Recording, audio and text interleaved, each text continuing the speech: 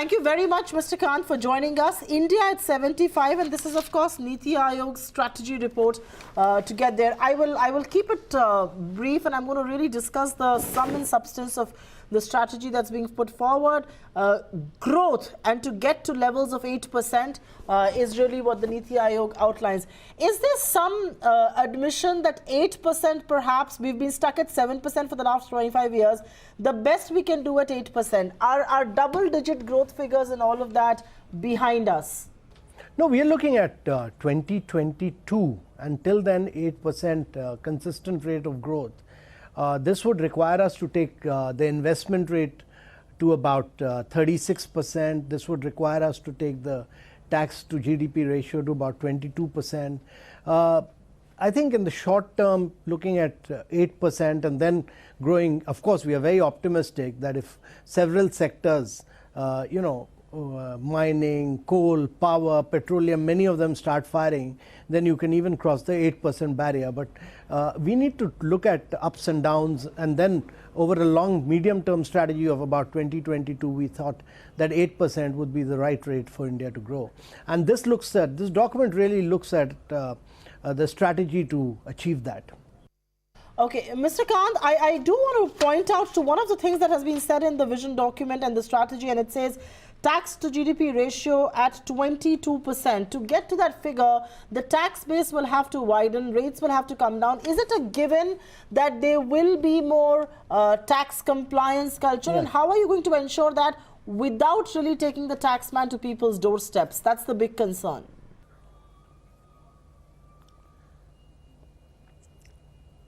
No, I think there is increased formalization of the Indian economy. Two things. One is if you look at the direct tax, that's grown quite substantially. I mean, there's been immense amount of growth and close to about 40%. And if you look at the GST, we had about 65 lakh taxpayers. That's really grown in terms of, in a very short time, you've had additional 55 lakh taxpayers. So hopefully, as we move forward in the year or two, as GST gets smoothened out, and as the Prime Minister said, that if a substantial component of the item get into the 18% limit, then you'll have tax base growing and expanding and widening. And I'm quite hopeful that the tax to GDP ratio will expand further. There will be much better compliance because digitization is being used across the board. Every area, there's huge amount of push towards digitization, and that should bring in greater efficiency, better management, better compliance. Quickly take another question, and that has to do with farmer bit, and I think the document also talks about doubling farmer income over the period. The question though is that doubling farmer income is a great slogan, hasn't happened on the ground, and without the agrarian mess being taken care of, we can't get to growth levels of 8%. But one thing is to reform agriculture, modernize, and everything that the strategy document talks about. And the other thing is to make agriculture more remunerative, but at least moving people out of agriculture. Is there a vision, a strategy put forward as to how do you absorb those moving out of agriculture? Because that is the missing pie. Yeah.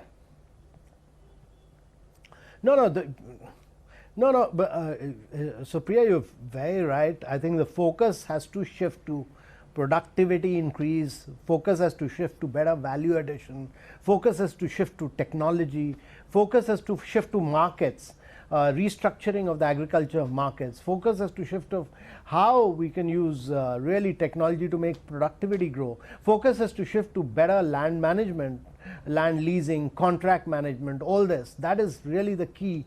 And focus has to shift to allied activities, dairy, fisheries, horticulture, all these. But simultaneously, I think the important thing is that, as urbanization happens, as more and more people move towards urbanization, and this has to, with this whole focus on smart cities, the focus on new cities, you will see a lot of people moving out of agriculture. Whether you like it or not, this is inevitable. This is a part of the growth process, that people will move out of agriculture. And I think it's important that we have lesser number of people who are dependent on agriculture. That is, the important thing is that we should ensure that there is movement towards skilled jobs, people from agriculture getting into manufacturing, getting into MSME, getting into retail, many other areas of growth, so that agriculture has lesser dependency of people.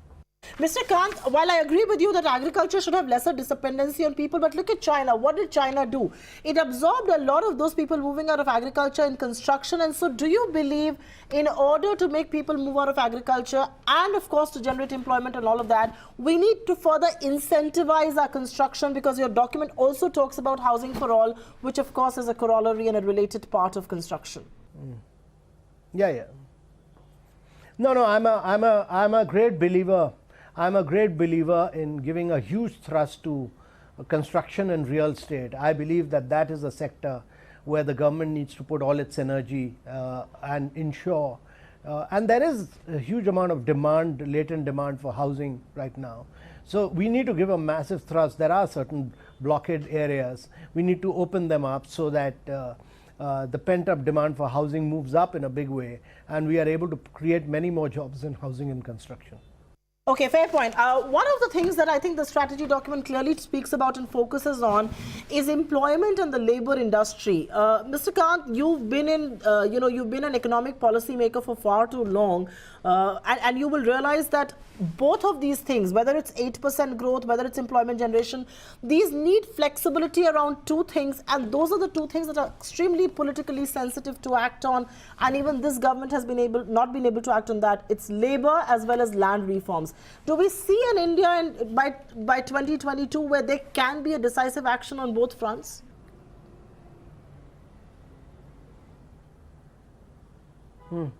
No, so Supriya, two things this government has done is to push for fixed term employment, contract employments, is push for apprenticeship, and I think this fixed term employment across all sectors, it started with textiles, but it's opened up vast avenues in all other sectors. And actually these days, you don't come across, and I interact with a lot of industrialists, none of them now say that there's a labor issue really as far as employment is concerned.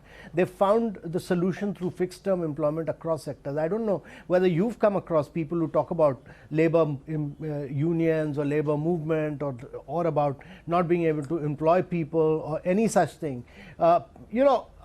The answers have been found, and I think what we need to now really push for is great apprenticeship across.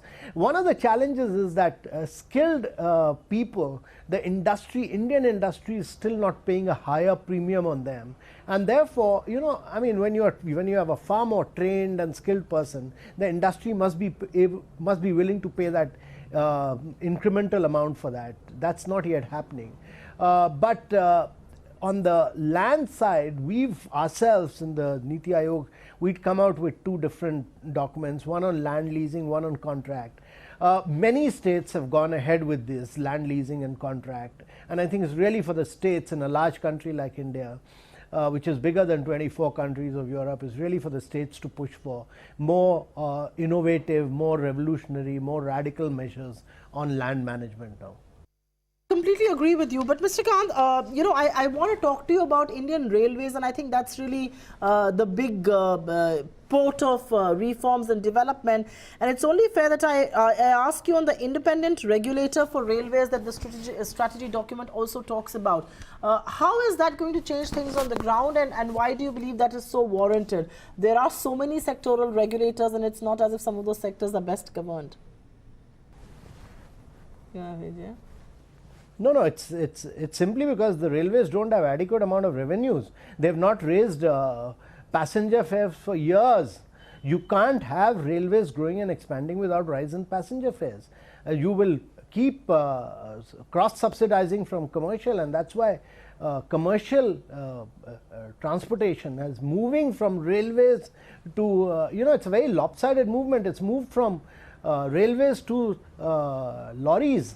And there's huge pressure on our national highway network because of that, and that's a very uneconomical way. We should be able to put goods straight into our ports using the railways, which will be far more economical, and this would require you to raise passenger fares. You can't do cross-subsidization. Railway will make itself very inefficient. It'll have no operating ratio left, and eventually it will go bust. So you need an independent railway regulator. You need to depoliticize tariffs and railways. No, okay, fair point indeed. There's something that really caught my attention, and we at NITI now completely believe in this, which is to make development a mass movement, to make development and economic equitable development a reality. That's a very well thought out sentence being put there. It's a very well thought out vision being put there. But how much is that going to be impacted by politics of the day, electoral politics, elections around the corner? Is development going to be the mainstay of our narrative? And how do we make it the mainstay despite of the politics around? Yeah. So Supriya, as more and more people get into the middle class, they will ask for roads, highways, hospitals, education. Everybody wants education, everybody wants health. The focus will be on nutrition, the focus will be on better health outcomes, better infant mortality, better maternal mortality.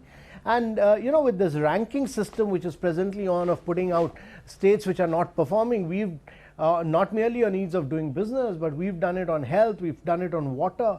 More and more pressure will be put out on performance, and good governance must become good politics.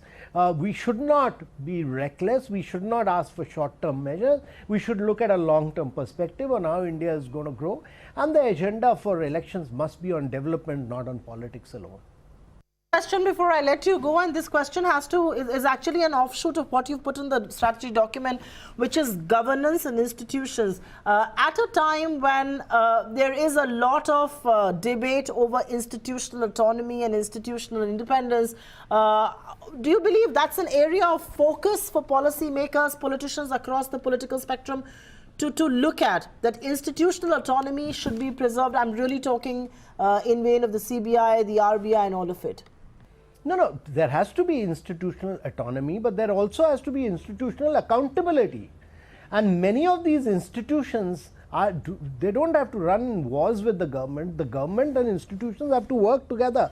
All of us have to work. Every single institution has to work together with one single objective, and that is, how do we make India grow? How do we create jobs?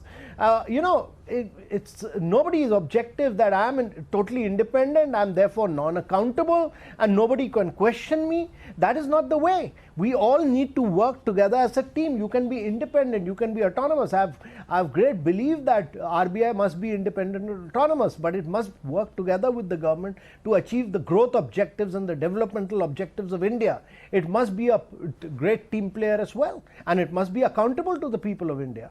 No, absolutely it should be. The reason why I asked you that question was that some amount of tension between the RBI and an elected government is always warranted. The RBI is the custodian of price stability and the government is supposed to push growth. Are we glossing over tensions that should be hardwired and that are actually creative in nature?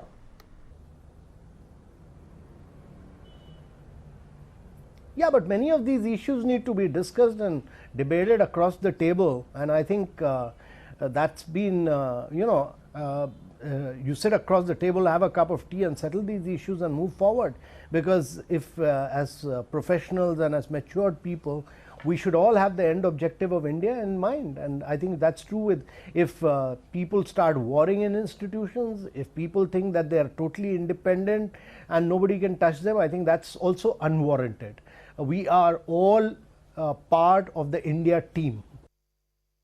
Absolutely. We are part of the India team, and who would know those slogans better than you would. Thank you very much, Mr. Kant, for being with us. India at 75, a vision for India at 2022, and it has to be a holistic, equitable development as far as India's growth is concerned. 8%, but 8% growth for everybody who matters. Thank you very much, Mr. Kant, for being with us. We take a quick breather. There's plenty more that you need to keep an eye on right here on NITI Now.